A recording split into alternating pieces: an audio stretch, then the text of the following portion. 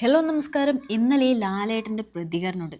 വളരെ ജെന്യൂൻ ആയിട്ടുള്ളൊരു പ്രതികരണമായിരുന്നു കേട്ടോ. നമ്മുടെ ലാലേട്ടൻ വളരെ എളിമയുള്ള മനുഷ്യൻ എന്നതിലുപരി അദ്ദേഹം രണ്ട് കുട്ടികളുടെ അച്ഛൻ കൂടിയാണ് കേട്ടോ. എനിക്ക് തോന്നുന്നു അദ്ദേഹത്തിൻ്റെ മക്കളേക്കാൾ പോലും പ്രായം കുറഞ്ഞവരാണ് നമ്മുടെ ഈ ആദിലയും നൂറയൊക്കെ. അതുകൊണ്ടായിരിക്കാം ലാലേട്ടൻ വളരെ ഇമോഷണൽ ആയിട്ടാണ് അവിടെ റിയാക്ട് ചെയ്തത്. ലാലേട്ടൻ പ്ലാൻ ചെയ്ത് സംസാരിക്കുന്നതും അല്ലാതെ വന്ന് പൊട്ടിത്തെറിക്കുന്നതും നമ്മൾ ഒരുപാട് കണ്ടിട്ടുണ്ട്. ലാലേട്ടൻ സാധാരണയായിട്ട് അങ്ങനെയൊന്നും ദേഷ്യപ്പെട്ട് സംസാരിക്കുന്ന വ്യക്തിയല്ല. ചിലപ്പോഴും ഷോയുടെ ഭാഗമായിട്ടൊക്കെ അങ്ങനെ ദേഷ്യപ്പെട്ട് സംസാരിക്കേണ്ടി വരാറുണ്ട്.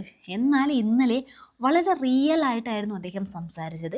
ഇന്നലത്തെ അദ്ദേഹത്തിൻ്റെ ചോദ്യങ്ങൾ ഒരു സാധാരണക്കാരനായ ഒരു മനുഷ്യൻ്റെ ഒരു അച്ഛൻ്റെ ചോദ്യങ്ങൾ പോലെയാണ് തോന്നിയത്.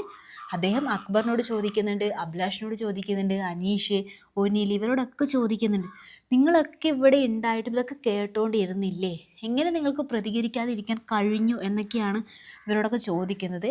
അത് അക്ബർ കേട്ടു എന്നിട്ടും പ്രതികരിക്കാതെ ഇരുന്നതാണ്. കാരണം അവരോട് എന്തു പറഞ്ഞിട്ട് കാര്യമില്ല എന്നൊരു രീതിക്ക്. ശരിക്കും ഇവിടെ മറ്റുള്ളവർ പ്രതികരിക്കണമായിരുന്നു. ലാലേട്ടൻ അവിടെയുള്ള എല്ലാവരെയും ഇക്കാര്യത്തിൽ കുറ്റപ്പെടുത്തി കേട്ടോ. സത്യത്തിൽ നൂറ് ഇത് കേട്ടിട്ടില്ലാന്ന് തോന്നേ. ആദിലയ്ക്ക് ചെറുതായിട്ട് മനസ്സിലായി അവിടെ എന്തോ ലക്ഷ്മിയെ ഞങ്ങളെ കുത്തിപ്പറഞ്ഞതാണ് എന്നൊക്കെ.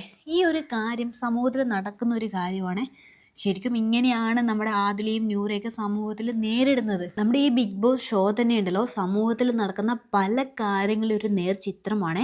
ആദിലയ്ക്കും നൂറയ്ക്കും എതിരെ സംസാരിക്കുന്നവരെ പോലെ തന്നെ അവർ സപ്പോർട്ട് ചെയ്യുന്ന മറ്റൊരു വിഭാഗവും നമ്മുടെ സമൂഹത്തിലുണ്ട്. അത് നമ്മുടെ ഈ ബിഗ് ബോസ് സീസൺ 7 ഒക്കെ വീഡിയോൻ്റെ അടിയിൽ വരുന്ന കമൻറ്റ്സ് നോക്കിയാൽ തന്നെ നമുക്ക് മനസ്സിലാകും.